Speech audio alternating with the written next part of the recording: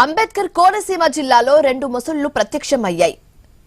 ఐనవిల్లి లంక వద్ద మడుగులో మొసళ్లు సంచరిస్తున్నట్లుగా స్థానికులు తెలిపారు. వాటిని చూసిన జనాలు భయాందోళనకు గురవుతున్నారు.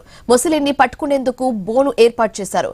మొసలి సంచరిస్తున్న క్రమంలో గ్రామంలో ప్రజలు, రైతులు అప్రమత్తంగా ఉండాలని అధికారులు చెబుతున్నారు.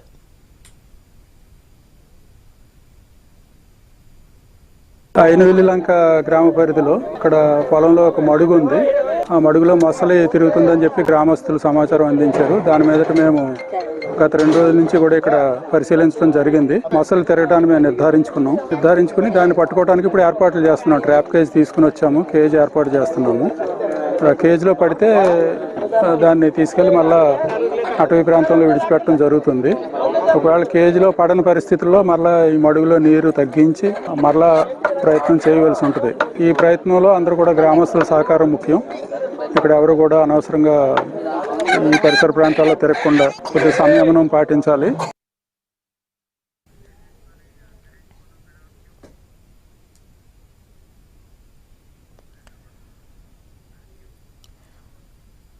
అంబేద్కర్ కోనసీమ జిల్లాలో రెండు మొసళ్లు ప్రత్యక్షమయ్యాయి. ఇదే అంశానికి సంబంధించి మరింత తాజా సమాచారం మా కరెస్పాండెంట్ గణేష్ అందిస్తారు. గణేష్, పూర్తి డీటెయిల్స్ ఏ విధంగా ఉంది?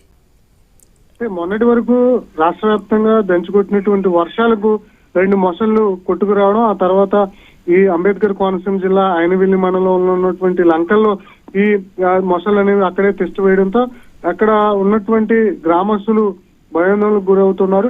లంక గ్రామ జనాలు బయటకు రావాలంటేనే భయపడిపోతున్నటువంటి సిచ్యువేషన్ ఉంది.